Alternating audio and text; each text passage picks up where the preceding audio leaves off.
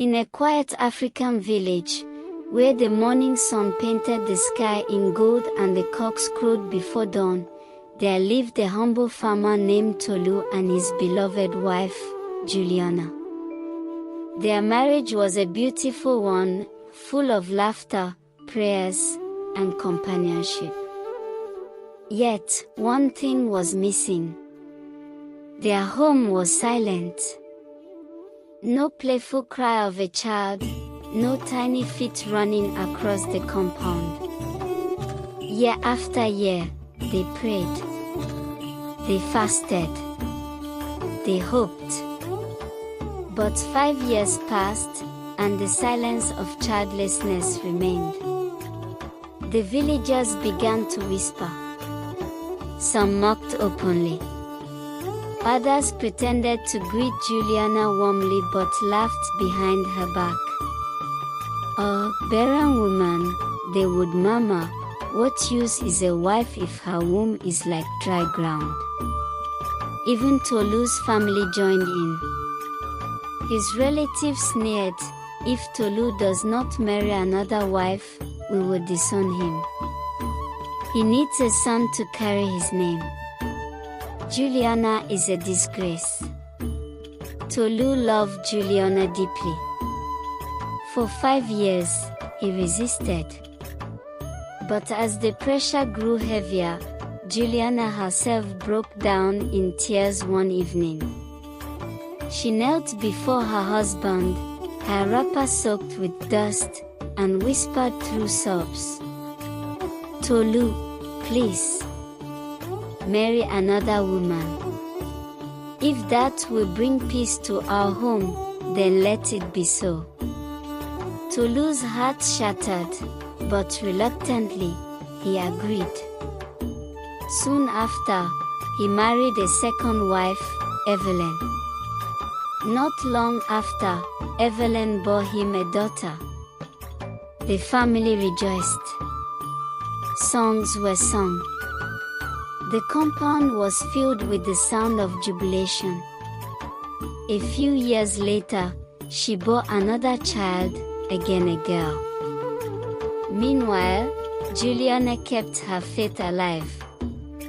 She prayed in the early mornings when the cock crowed, she wept quietly by the hearth at night, and she fasted until her body grew lean. For 8 long years she endured shame, but her trust in God never withered. And then, just when people thought all hope was lost, God answered. Juliana conceived. After 9 months of cautious joy, she gave birth to a son. That child was like light breaking after the darkest night. Tolu danced like a man who had found treasure, Juliana wept tears of joy, and even strangers came to celebrate. But in the shadows, Evelyn's heart darkened.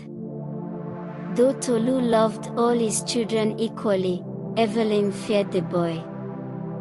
For he was the only son, the heir. The one who could carry Tolu's name into the future.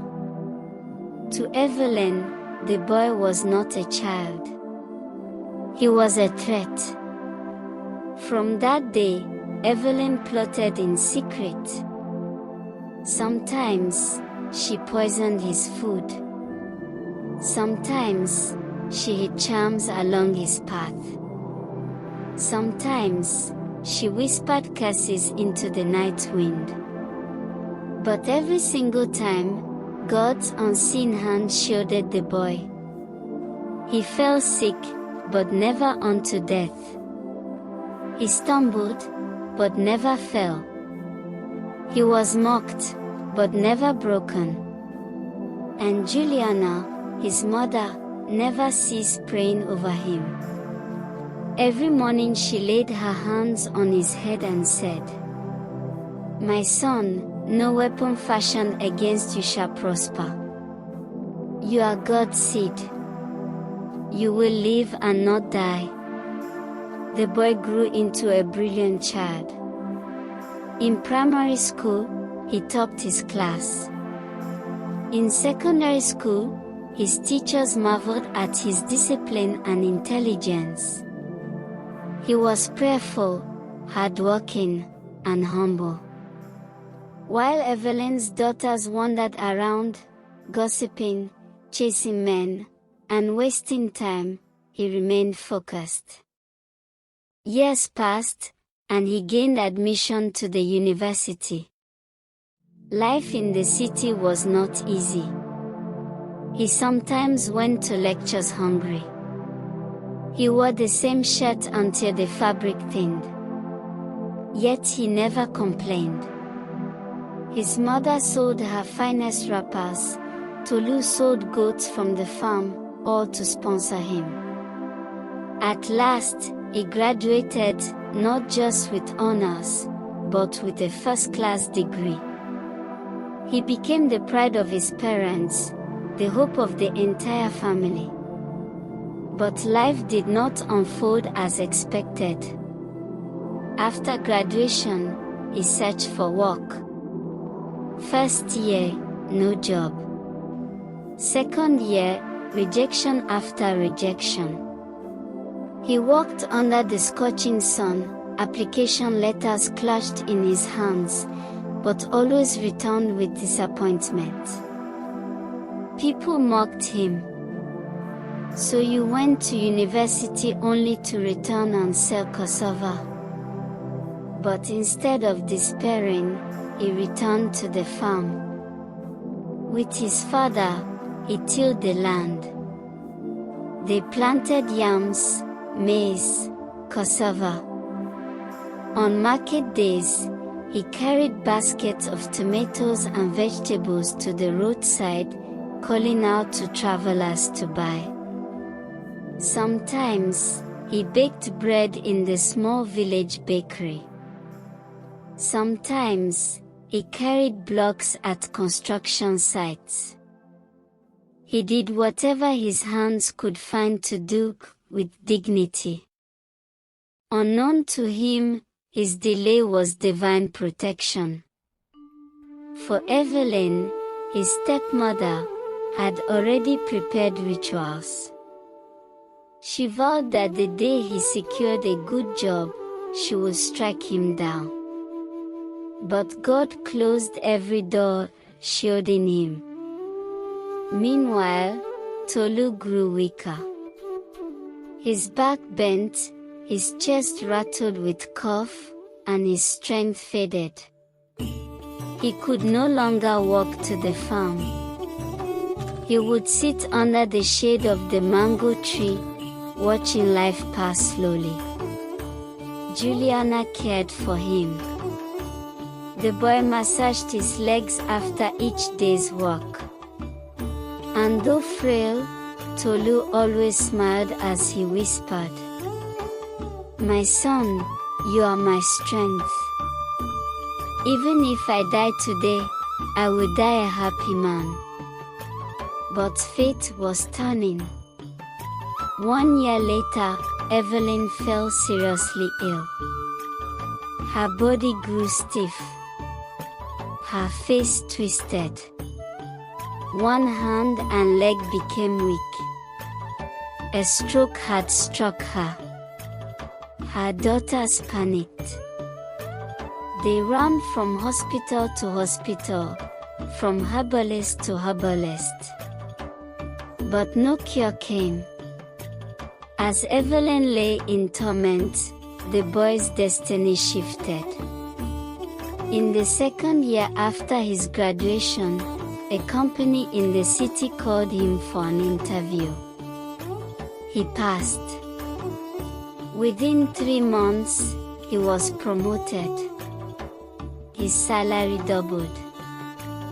The boy who once hawked tomatoes on dusty roads suddenly became the family's pride. He built a fine house for his mother. He sent her abroad to rest.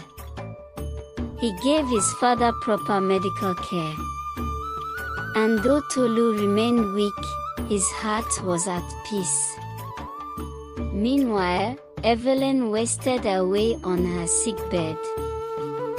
Memories of her wickedness haunted her. The charms, the poisons, the curses, none of them had worked. Instead, sickness consumed her, and shame covered her daughters. One night, trembling with pain and tears, Evelyn called for the boy. Her voice cracked as she confessed, "My son, forgive me. It was me. I tried to destroy you. I envied you, because I feared for my daughters.